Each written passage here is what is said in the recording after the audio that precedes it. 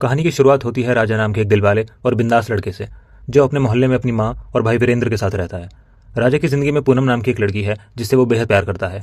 लेकिन राजा की किस्मत तब करवट बदलती है जब एक हड़ताल के दौरान उसके भाई वीरेंद्र की चाकू गोद कर हत्या कर दी जाती है। भाई की मौत के बाद राजा के परिवार पर दुखों का पहाड़ टूट पड़ता है। मकान मालिक घर खाली करने की धमकी देता है और कर्जदार दरवाजे पर आकर शोर मचाने लगते हैं। इसी बीच राजा के दोस्त हरीश को उसकी बहन लक्ष्मी से प्यार हो जाता है। हरीश का लालची पिता इस शादी के बदले 15,000 रुपये की मांग करता है। अपनी मां की इज्जत और बहन की तकदीर बचाने के लिए राजा किसी भी हद तक जाने का फैसला कर लेता है। पैसे की इसी मजबूरी का फायदा उठाता है अर्जुन मलिक नाम का एक शातिर और अमीर बिजनेसमैन। अर्जुन राजा को एक बहुत बड़ा ऑफर देता है। उसे 1 महीने के लिए अमीर सेठ केदारनाथ मलिक के लंदन से लौटे इकलौते बेटे अमित राय का नकली नाटक करने को कहता है। अर्जुन राजा को समझाता है कि असली अमित जो है वो बहुत अय्याश है और वो केदारनाथ की बेटी रश्मि की जिंदगी बर्बाद कर देगा, इसलिए यह नाटक करना जरूरी है। मजबूर होकर राजा 800 रुपये महीना की नकली नौकरी का बहाना बनाकर अमीर अमित राय बनकर केदारनाथ के घर पहुंच जाता है। वहां वो अपने बेहतरीन एक्टिंग से सबका दिल जीत लेता है और धीरे धीरे रश्मि भी उसके प्यार में गिरफ्तार हो जाती है।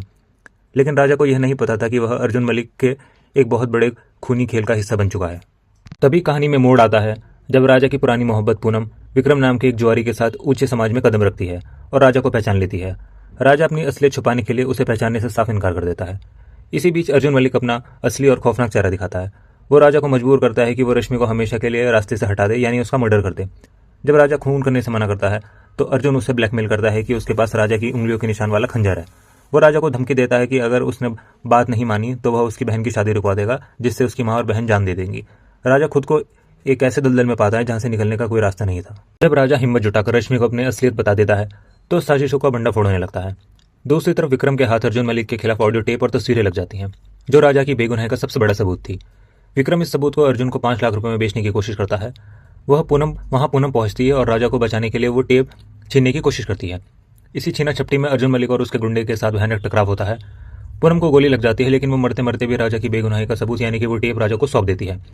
आखिरकार इस खूनी खेल का अंत होता है, अर्जुन मलिक का पर्दाफाश होता है और राजा भारी मन से खुद को कानून के हवाले करने का फैसला करता है। रिव्यू पसंद आया तो कमेंट में अपनी राय बताएं, चैनल को सब्सक्राइब करके सपोर्ट करें।